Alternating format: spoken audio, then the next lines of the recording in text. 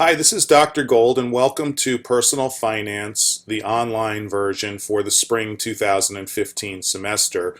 This video is going to cover an overview of the syllabus. You are required to read the entire syllabus on your own, so I'm going to just kind of hone in on things that I think are most important in terms of what my expectations are of you as students and what the sort of standards and requirements are that you have on your end. At the top of the syllabus, of course, is my name and telephone number, my office number, which is in the social science building on the second floor, and my email address along with office hours. One of the requirements of the course that you should just take a note about, and again, you could always pause and re-watch this video or rewind it at any point, but one of my requirements is that if you email me, in the subject field, you must put your name, the course name, and the section number, which is listed there at the top of the syllabus, 65697. If those three things are not in the subject field when you email me, the email will not get to me and it will not be read. So if you need to correspond with me via email, please make sure that you take a mental note to always put your name, the course name, and the section number in the subject field. If you're going to come meet with me during my office hours, especially for online students, I ask that you email me or call me in advance, because sometimes I get called to meetings with my dean or another colleague, and I know a lot of you are working, so I don't want to have you make an unnecessary trip to the campus and then we miss each other because I just didn't know you were showing up at that time. So please try to reach out to me in advance of meeting with me in my office. The top of the syllabus basically covers, the course objectives and description, which you'll read on your own. The most important part of the syllabus, really, to get started, is the textbook. So the textbook is required. It's available in the bookstore, and it comes with a license key for the Pearson My Finance Lab online portal, which we'll be using beginning the first week of the semester. If you don't have the textbook, you're not going to have the license code, and you're not going to be able to complete those assignments each week that they're due, and your chances of passing the class, of course, will be compromised. If you can't afford to purchase the textbook during the first couple of weeks of the semester, or you're waiting on financial aid or whatever the case might be, Pearson does offer a free 14-day trial, and there's a video like this that I've created to help you get registered with the Pearson site, which you'll see in a moment when I take you to our Blackboard page. There are three things that need to be done on the first day of class, and I'll just take you now to the Blackboard site for our course so you can see what those three things are.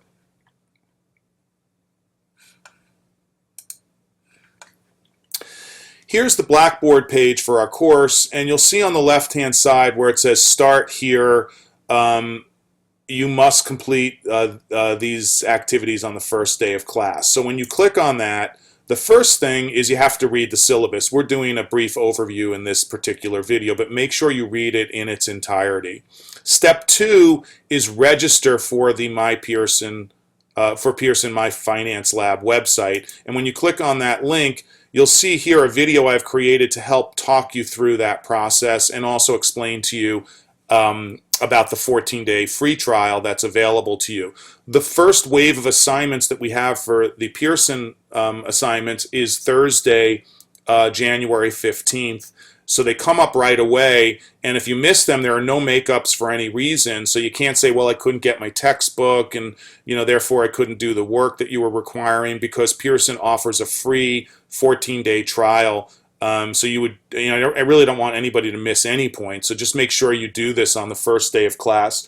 If you don't do these three things, read the syllabus, register for Pearson My Lab, and complete the syllabus acknowledgement, which is step 3 on the first day, you may be dropped from the course. So if you want to avoid doing that, make sure you do these three things on Blackboard on the first day of class.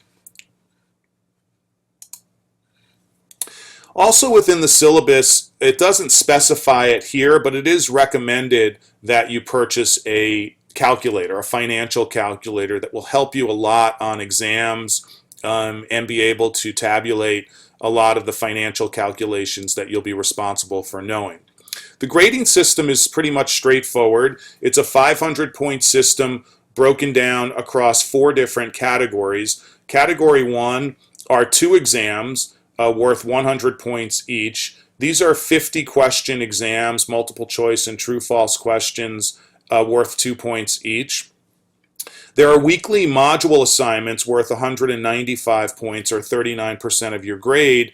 And again, the modules for the course are in Blackboard, listed here where it says weekly modules. So when you click on weekly modules, you'll see modules for every single week over the 15 weeks, except you'll notice a gap here between March 5th and March 19th, and that's because during spring break, we don't have work that you have to complete. So you get a little break there, but every other week, all of your assignments will always be due on Thursdays at 12 p.m.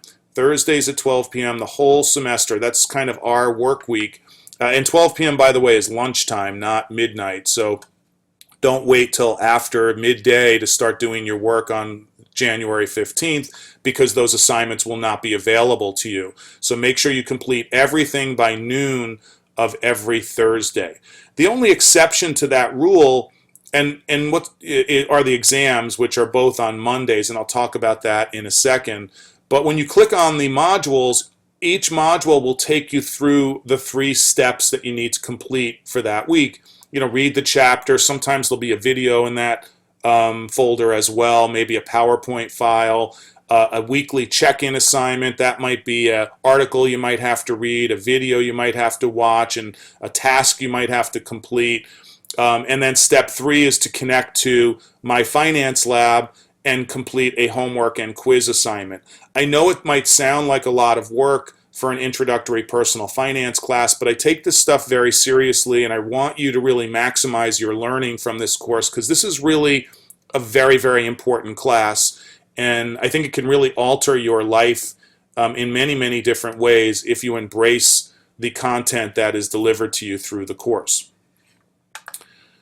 Getting back to the syllabus, you'll see that there's also something here called a personal financial plan project. That's a semester-long project that's going to allow you to assess your financial well-being and also to talk about your aspirations and what your financial plan is moving forward. The information about the personal financial plan project is also on Blackboard.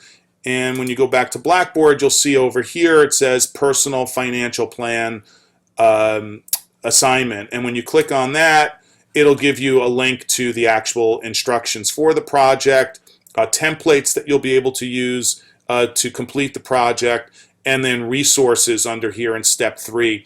This is a semester-long project, so don't wait until the due date, which is April 23rd. Don't wait for the due date to start working on this, because your grade, of course, will be a reflection of that. Work on this throughout the semester. Do a little bit at a time. Build on it, change it, modify it to make it a really strong assignment submission when you hand it in. All work, by the way, has to be submitted through Blackboard. You cannot email me assignments. You can't, put hard copies under my office door.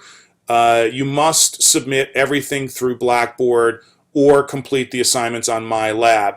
Anything that's not done on My Lab or on Blackboard will not be counted toward your grade. So I just want to be clear about that. If you want stuff to be graded, it must be completed in those 2 areas. There's also an on-campus speaker series that we have each semester. These are 4 events where you come onto the Dale Mabry campus and attend these seminars with different business leaders from the community. That's worth 30 points, or 6% of your grade.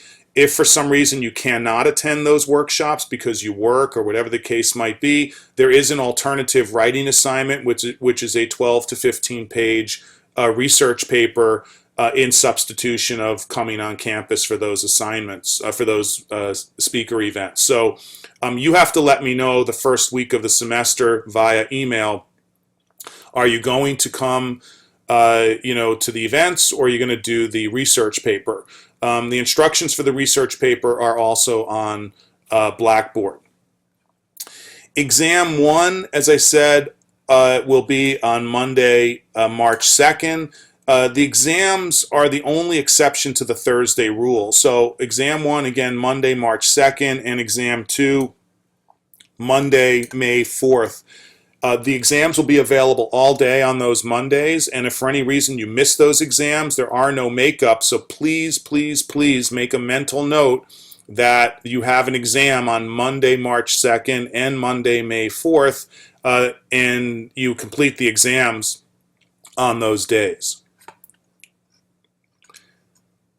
This is a listing of the actual on-campus workshops, and the instructions for them are listed here, steps 1 through 4. It's pretty much self-explanatory, and as I mentioned before, if you are unable to attend these 4 workshops, then you must notify me no later than Friday, January 16th, and I will discuss with you the 15-page research paper that you can work on in substitution of the workshops. So it's really up to you. Either talk to your boss, supervisor, and see if you can attend these 4 workshops here at these dates and times. Many bosses will let you do that because it's professional development and it makes you a better employee. Some bosses won't do that. Some students don't want to ask their boss. Some students don't work and just don't want to come to campus. So whatever the choice is for you that makes sense, pursue it. I would strongly recommend coming to the events because I think they can benefit you immensely over the course of your life in terms of the connections that you make, but that's really up to you. The class policies is because it's an online class, there's no attendance, but you are required to log into Blackboard every day. I won't know if you don't log into Blackboard every day, but it's important that you do so for several reasons. One, it will keep you much strongly connected to the course, which is important with an online course. It'll alert you to any announcements that I make or resources that I provide. And I randomly post extra credit opportunities on random days throughout the semester. So if you don't log in on that day, you miss those opportunities. You're responsible for monitoring and tracking your own grades, so make sure you do that on a regular basis throughout the semester so you know where you stand at any point during the semester. There are no makeups. If you email me after an assignment due date has passed and you say, oh, I couldn't do it because my computer broke or my cable went out or whatever the case might be, that email, that email will be ignored. If you contact me prior to a due date, of course, I'll work with you on whatever the issue is that you may have. And of course, the email policy is if you email me, you have to put your name, the course name, the section name into the subject field. If you don't put your name, the course name, and the section name in the subject field, the email message will not get to me and will not be read. So it's very important that you do that. The drop date for the class is January 16th. The last day to withdraw from the course without any penalty when getting a refund is February 11th. And the last day to withdraw from the class without a refund is March 28th. Those are basically the highlights of the syllabus. At the end, you'll see here a schedule of all the assignments and when they're due. You'll see Module 1, January 15th. So remember, that comes up right away during the first week of the semester. So make sure that you get those 3 tasks completed on Blackboard on day 1 of the course. I look forward to a great semester working with you. I'm always excited to teach this class. I think that the benefits of it are immense if you embrace what it is we try to do in the class. And I look forward to answering any questions you might have during the course of the semester.